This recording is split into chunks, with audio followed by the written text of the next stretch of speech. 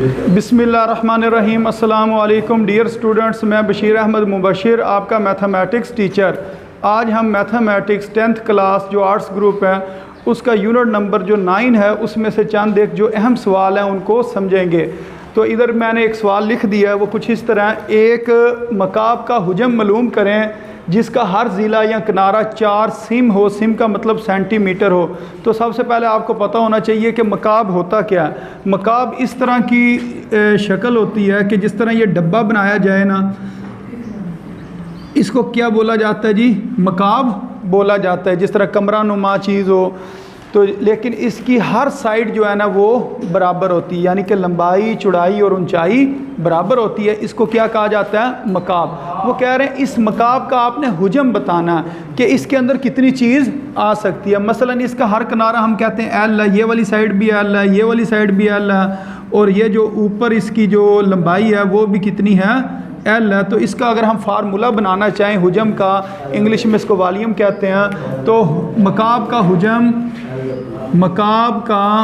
हुजम इसका फार्मूला बन जाएगा एल की ताकत 3। वो किस तरह? मसलन लंबाई चौड़ाई और ऊंचाई 3 जो है ना इसके अंदर एल है, यानी कि लंबाई वो भी एल से मुराद लेंथ, चौड़ाई वो भी हमारे पास क्योंकि वो बराबर है उसको भी हम एल कह देंगे और ऊंचाई को भी एल कह देंगे। ये बन जाएगा एल की ताकत 3। एल की ताकत 3।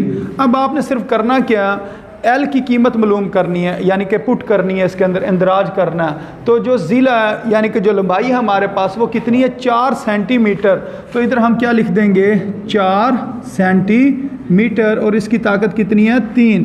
अब 4 की ताकत 3 का मतलब ये है कि 4 को आपने 3 बार ज़रब देनी है। ये नहीं करना कि 4 3 बार 12, इस तरह नहीं। इसका मतलब ये है 4 सेंटीमीटर ज़रब 4 सेंटीमीटर ज़रब 4 सेंटीमीटर। तो 4 4 बार 16 होगा, और 16 को जब 4 से ज़रब देंगे तो कितना बन जाएगा? 64 बन जाएगा। तो इधर लिखेंगे 64 सेंटीमीटर। कितने सेंटीमीटर हैं? 1 2 3 है, तो सेंटीमीटर की ताकत कितनी लिख देंगे? 3 लिख देंगे। अगर ये आप नहीं लिखते, ये इसका यूनिट है, अगर ये आप लिखना भूल जाते हैं तो इधर से आपका आधा नंबर काट लिया जाएगा। मसलन अगर ये 2 नंबर का सवाल है तो आधा नंबर पेपर चेक करने वाला आपको नहीं देगा। ये आपने यूनिट साथ लाजमी लिखना है। इधर सेंटीमीटर नहीं खाली लिखना, क्या लिखना? सेंटीमीटर की ताकत 3। अगर सवाल में लिखा होता है ना 4 मीटर, तो फिर इधर मीटर की ताकत 3 आपने लिख देना था। इधर सवाल में क्योंकि सेंटीमीटर का जिक्र है, सिम का मतलब सेंटीमीटर होता है, इस वजह से आपने इधर क्या लिखना है? इसकी ताकत 3 लिखनी है, यानी कि सेंटीमीटर की ताकत 3। जी स्टूडेंट्स, इसके बाद जो इससे नेक्स्ट क्वेश्चन उसको सॉल्व करते हैं, वो भी पिछले ही क्वेश्चन की ही तरह का है। वो क्या है जी?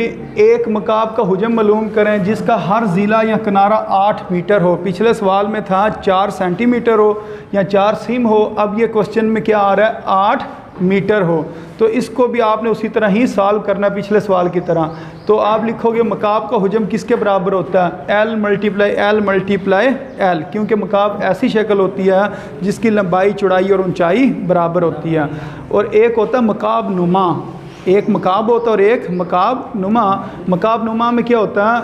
लंबाई चौड़ाई और ऊंचाई बराबर नहीं होते। जिस तरह ये कमरा, इस कमरे की लंबाई चौड़ाई और ऊंचाई बराबर नहीं है, तो जिस चीज़ की लंबाई चौड़ाई बराबर ना हो, लंबाई चौड़ाई और ऊंचाई, तो उसको कहते हैं मकाब नुमा। और जिसकी लंबाई चौड़ाई और ऊंचाई बराबर हो उसको क्या कहते हैं? मकाब कहते हैं। ये आपकी पेपर में डेफिनेशन भी या तारीफ़ भी पूछी जाती है कि मकाब नुमा की तारीफ़ करें या मकाब की तारीफ़ करें। तो ये मैंने आपको इसका बुनियादी जो फ़र्क है वो बता दिया। तो आप क्या तारीफ़ करोगे? ऐसी शक्ल या ऐसी चीज़ जिसकी लंबाई चौड़ाई और ऊंचाई बराबर हो वो मकाब कहलाती है, और जिसकी लंबाई चौड़ाई और ऊंचाई बराबर ना हो उसको क्या कहते हैं? मकाब नुमा कहते हैं। अब क्वेश्चन में क्या मकाब का हुजम मालूम करें, ये हमने फार्मूला लिखा मकाब का। अब इस जगह पर हमने एल की कीमत दर्ज करनी है। एल की कीमत कितनी है? 8 मीटर। इधर लिख देंगे 8 मीटर। अब इसकी ताकत कितनी हो गई? 3। इसको लिखेंगे 8 मीटर ज़रब 8 मीटर ज़रब 8 मीटर। तो अब इनको आपने ज़रब दे देनी है। 8 8 बार 64, और 64 को जब 8 से ज़रब देंगे तो कितना आ जाएगा? 512। ये भी मीटर, ये मीटर, 3 मीटर आपस में ज़रब रहे हैं। तो इसको हम क्या करेंगे? एक बार ज़रब लिख के, यानी कि एम लिख के, उसकी ताकत कितनी लिख देंगे? 3 लिख देंगे, क्योंकि 3 m है तो एक बार यानी कि एक बार आपने m लिखना और उसकी ताकत कितनी लिख देनी है, 3 लिख देनी है। तो इस तरीके से इस क्वेश्चन ने सॉल्व होना था। उम्मीद है आपको इस क्वेश्चन की समझ आ गई होगी।